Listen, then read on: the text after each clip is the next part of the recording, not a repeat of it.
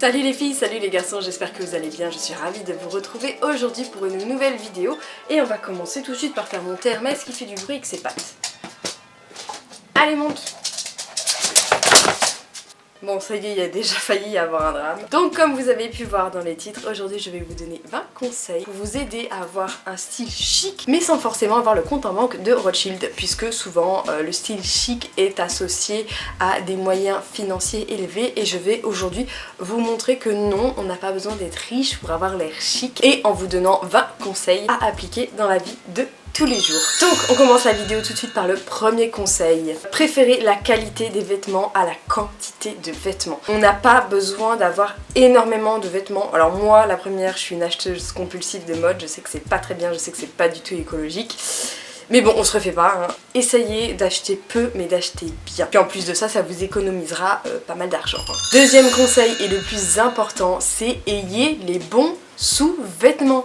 Quoi de plus moche qu'une vieille bretelle de soutien-gorge qui tient plus la route? Quoi de plus déplaisant que vous savez, la marque de la culotte sur la fesse? Quoi de pas très saillant entre guillemets, du string noir qui dépasse sur le pantalon blanc? Enfin ça franchement, pour moi ce sont des fashion faux pas, et donc sincèrement, il est important d'avoir de bons sous-vêtements. C'est-à-dire, vous investissez dans des soutiens-gorge nus, dans des soutiens-gorge noirs, dans des soutiens-gorge blancs.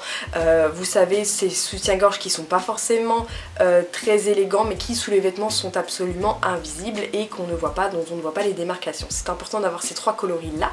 Et éventuellement, vous pouvez également investir dans des sous-vêtements un petit peu plus en dentelle. Pareil, privilégiez le noir, le blanc, le nude. C'est ce qui s'accordera le mieux avec vos vêtements. Plutôt qu'une lingerie un petit peu fluorescente qui dépasserait un petit peu vulgairement du pantalon. Et pareil, n'ayez pas peur d'acheter des gaines. Si vous avez un petit ventre rebondi, ou si vous avez pas assez de fesses, ou si vous trouvez que vous avez peu de poitrine, n'hésitez pas à acheter de la lingerie sculptante. Enfin franchement, ce truc c'est génial. Moi j'en ai pour mettre sous mes robes, j'ai des shorties gainants pour mon petit ventre. J'ai également pas mal de soutiens-gorge qui sont assez rembourrés, que j'achète chez Wonderbra, qui sont vraiment géniaux et qui me donnent l'impression d'avoir une belle poitrine rebondie, puisque malheureusement voilà, ayant allaité 2 enfants, bah, ça se fait un peu la malle, hein. Ne négligez pas l'impact des sous-vêtements sur une tenue. Moi je me sens beaucoup plus confiante en moi quand j'ai un soutien-gorge qui me fait une belle poitrine, et quand j'ai une petite gaine au niveau de la taille pour cacher quelques petits bourrelets disgracieux. Franchement moi je me sens beaucoup plus confiante comme ça, et ça se ressent sur la tenue. Troisième conseil qui rejoint le premier, achetez peu mais achetez bien, et faites attention quand vous achetez vos vêtements aux matières, c'est-à-dire que essayez de privilégier des matières qui vont vous durer dans le temps, c'est-à-dire le coton, la laine, le tweed, des matières un petit peu plus nobles. On évite le polyester, la rayonne, les choses un petit peu cheap. Pareil, regardez votre vêtement avant de l'acheter, touchez-le, regardez si c'est une matière, vous savez il y a des matières qui sont propices à faire des bouloches, il y a des matières de t-shirt, vous savez qui vont se détendre avec le temps. Misez voilà sur des matières vraiment plus nobles et qui resteront dans le temps, c'est important. Quatrième conseil hyper important, repassez vos vêtements. Et alors, je sais, je suis très mal placée pour dire ça, je ne sais pas repasser, je suis nulle. Mais dans tous les cas, vous pouvez toujours investir dans un steamer vapeur. Moi j'en ai un, et c'est ce que j'utilise pour repasser mes vêtements, parce que je ne sais pas me servir d'un fer à repasser. Quoi qu'il en soit, avoir des vêtements bien repassés ou bien steamés, dans mon cas, c'est vraiment, ça donne vraiment ce côté chic en plus. Donc on n'a pas besoin de passer 50 000 € dans le pressing. Vous achetez un petit steamer qui coûte 20 €, je vous ai mis le lien en barre d'infos. Vous faites ça le matin avant de partir, vous steamez vos pantalons, vos blouses. Moi je fais absolument tout avec le steamer, et vous avez un rendu beaucoup plus qualitatif sur votre tenue. Pareil également pour les pulls qui boulochent, les manteaux qui boulochent, notamment les manteaux en laine, n'hésitez pas à les raser. Alors moi j'utilise un rasoir, vous passez délicatement et toutes les petits bouloches vont tomber. Sinon vous pouvez investir dans cet objet là, pareil je vous ai mis un lien en barre d'infos. Si vous souhaitez pas raser vos vêtements, vous avez ces petits objets là qui existent, parce que quoi de plus moche qu'un pull qui bouloche. Cinquième conseil, dans votre garde-robe, privilégiez les couleurs neutres, c'est-à-dire vous allez privilégier bien entendu le noir, le blanc, le nude, le camel, hein, le beige, hein, voilà, on va dire comme ça, le rose poudré. Enfin voilà, privilégiez vraiment les tons neutres. Ce sont les tons qui sont les plus faciles à accorder, qui sont le plus simples le matin quand on n'a pas forcément le temps de s'habiller, quand on n'a pas forcément le temps de réfléchir.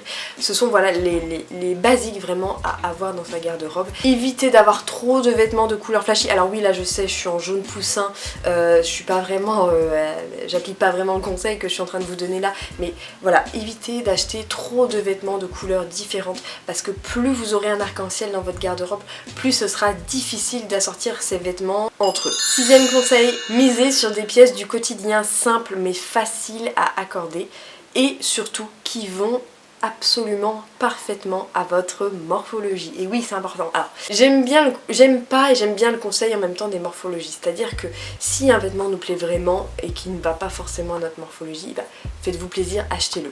Mais c'est important que vos basiques soient parfaitement fités à votre morphologie. Et ça fait beaucoup moins chic de s'habiller avec un vêtement qui ne nous va pas, qui taille mal, qui nous serre trop, qui fait ressortir nos bourrelets, ou alors qui est trop large, qui ne met pas par exemple nos épaules en valeur, qui ne met pas par exemple votre taille en valeur ou vos fesses en valeur, ça va dépendre de votre morphologie. Achetez votre pièce basique, admettons votre jean, votre t-shirt blanc, votre jupe trapèze uniquement si elle vous va parfaitement et qu'elle vous met très bien en valeur. Pensez également aux pièces mix and match, c'est-à-dire que le t-shirt blanc vous pouvez l'assortir avec tout, le t-shirt noir c'est pareil, le jean bleu brut c'est pareil, le jean bleu clair c'est pareil. Voilà, privilégiez les pièces que vous savez qui peuvent très très bien se mixer ensemble, le blazer noir, le t-shirt blanc, le slim noir, le jean gris, la basket blanche, voilà, ça ce sont des pièces que j'appellerais mix and match. Septième conseil, si vous achetez en ligne, privilégiez les shops s'il vous plaît dont les retours sont gratuits.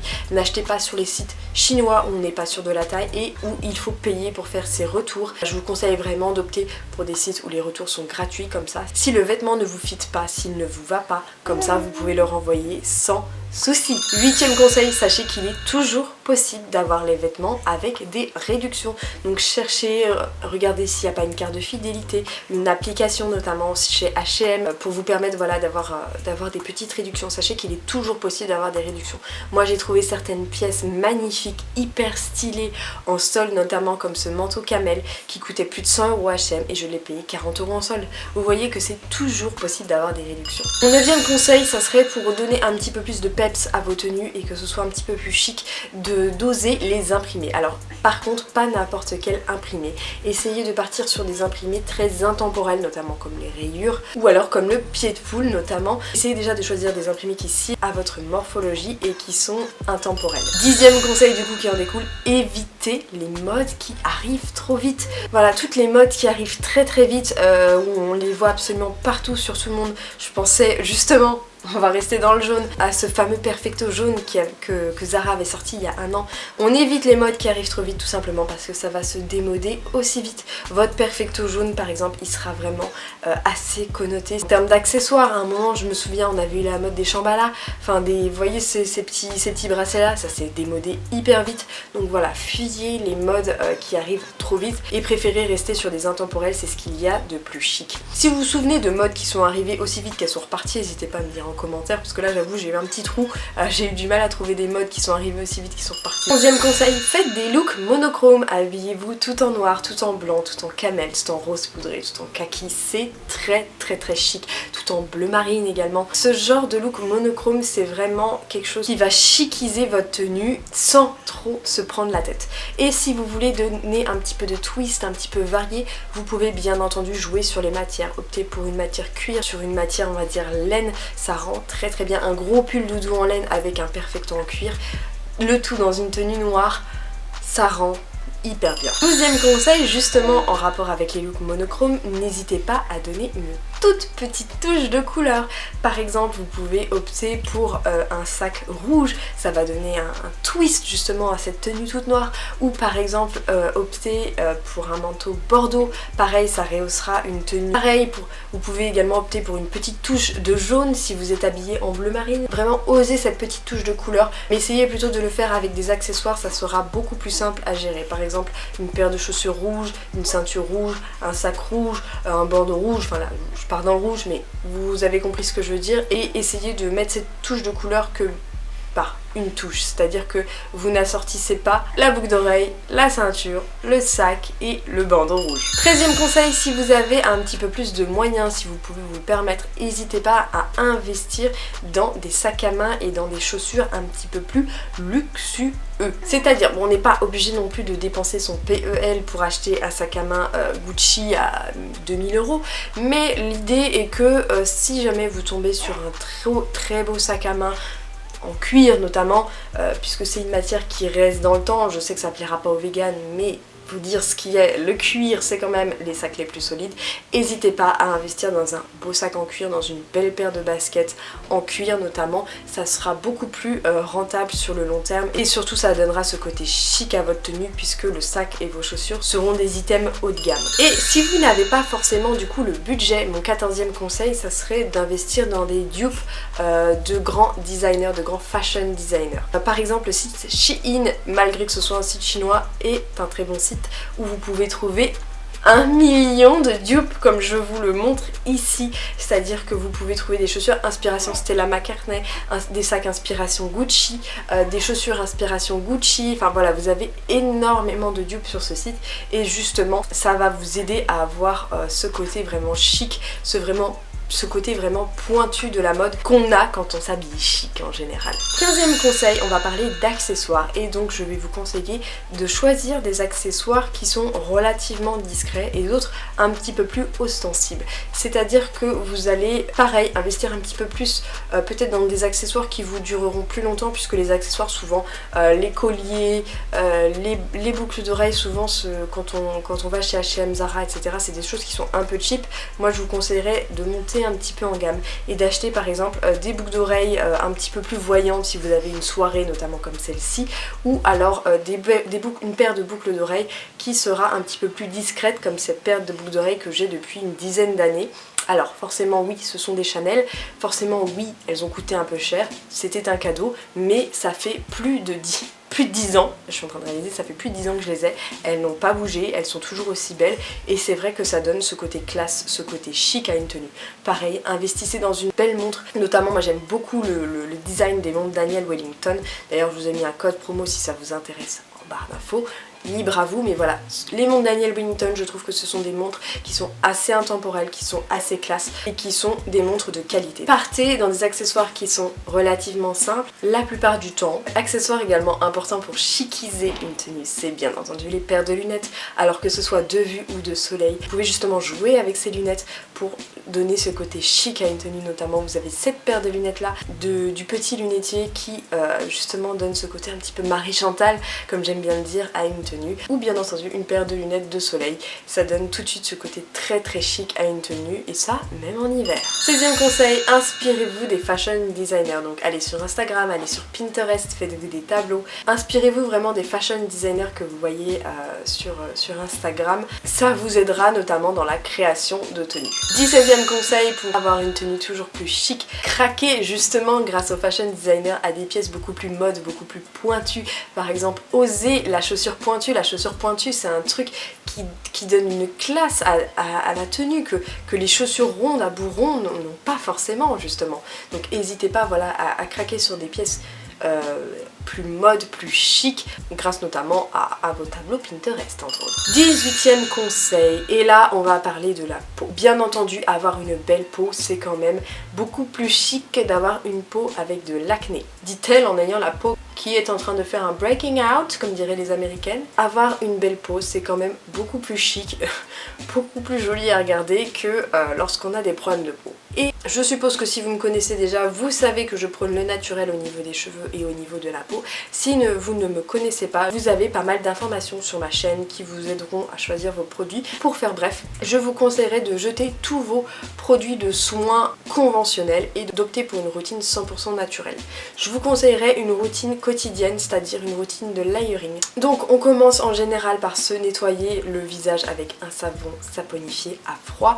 On applique ensuite un hydrolat de votre choix en fonction de votre type de peau. On applique un petit peu de gel d'aloe vera ou une crème de jour d'origine 100% naturelle et bio de préférence. Notamment vous avez cette crème-ci de chez HQN qui est une crème haut de gamme et qui est très efficace. Après vous avez des crèmes comme celle d'Aromazone qui sont tout aussi bien mais beaucoup moins onéreuses. Ensuite je vous conseillerais aussi d'appliquer, si vous avez notamment des imperfections, une petite huile de nigel et une goutte d'huile essentielle sur les imperfections localisées. Et puis d'appliquer un fond de teint s'il vous plaît d'origine également naturelle, tout simplement parce que les fonds de teint, je vous l'ai déjà expliqué à maintes reprises, donc si tu veux plus d'informations abonne-toi à ma chaîne et cherche un petit peu, notamment dans ma vidéo sur les silicones, que justement les fonds de teint, que ce soit de luxe ou cheap, sont bourrés de silicone et c'est ce qui crée des occlusions sur la peau ne peut pas respirer, donc devient de moins en moins belle. Mon premier conseil, ça serait pour la peau d'adopter une routine naturelle. Il en va de même bien entendu pour vos cheveux. Vos cheveux, plus ils seront beaux, plus vous aurez l'air classe. Et pareil, je pense que vous avez pas mal d'informations sur ma chaîne pour vous lancer dans le bio au niveau des cheveux. Enfin, vous voyez ce que ça donne sur ma crinière, c'est quand même un petit peu plus sympathique que ce que j'avais avant. 19e conseil, c'est de porter un rouge à lèvres rouge. Alors là, on n'est pas obligé de choisir bio, mais le rouge à lèvres rouge, c'est quand même quelque chose, si vous êtes très peu maquillé ou que vous êtes dans le rush le matin, vous mettez du fond de teint, de l'anti-cerne, un mascara, vous mettez un rouge à lèvres rouge et là, ça pète quoi. Ça fait hyper classe, c'est vraiment le détail qui fait classe. C'est vraiment pas le rouge à lèvres rose fluo, le rouge à lèvres vert, on pourra dire ce qu'on veut, c'est peut-être très joli, mais c'est pas classe. Alors que le rouge à lèvres rouge, prenez-le plutôt dans des teintes un petit peu bleutées, puisque c'est ce qui va donner de l'éclat aux dents, tandis que si vous le choisissez dans des teintes orangées, ça va jaunir vos dents. Donc prenez-le plutôt dans des tons bleus. Voilà, les rouges très froids, ça fait vraiment très classe, et notamment les rouges à lèvres sans transfert comme j'ai aujourd'hui, ça donne vraiment ce côté classe et chic à une tenue. Et 20e et dernier conseil, c'est bien entendu d'avoir les ongles faits. Alors pas la peine d'aller chez l'esthéticienne toutes les 5 minutes pour se faire poser des ongles. Vous pouvez tout simplement avoir des ongles propres, courts, taillés, arrondis, carrés, c'est vous qui voyez. Vous achetez un petit vernis nude semi-transparent ou opaque, c'est vous qui voyez. Vous appliquez ça et en général, quand ils sont semi-transparents nude, quand il y a un petit éclat, comme peut y avoir, ça se verra beaucoup moins que si vous avez un vernis rose flashy ou noir. Plutôt optez pour une manucure très simple, celle qui vous sera le plus rapide à faire. Partez plutôt dans des tons neutres et des tons nude, c'est ce qui s'accordera le mieux avec vos tenues. Évitez d'acheter 15 000 vernis vert, rouge, jaune, bleu, fluo, voilà, c'est peut-être très joli mais c'est pas ce qui fait le plus chic. Et pareil, on évite les ongles de 15 cm façon Wolverine, hein, clairement. Ça, je ne sais même pas comment les filles font pour taper sur leurs ordinateurs et sur leurs écrans. On a des ongles relativement courts ou un petit peu longs, mais pas les baguettes chinoises à la place des ongles. Dernière petite chose, si tu penses qu'il manque un conseil à ce que je viens d'énoncer ici, n'hésite pas à m'écrire ça en commentaire. Donc j'espère que cette vidéo t'aura plu, n'hésite pas à t'abonner sur ma chaîne en cliquant sur ma petite tête. Il y a également plein de vidéos si tu souhaites en savoir plus sur ma routine capillaire, bien entendu sur ma chaîne YouTube. N'hésite pas également à regarder une petite publicité si ça t'a fait plaisir sur mon YouTube que je te mets en commentaire et en barre d'infos. Je te fais plein de bisous et je te dis à très bientôt.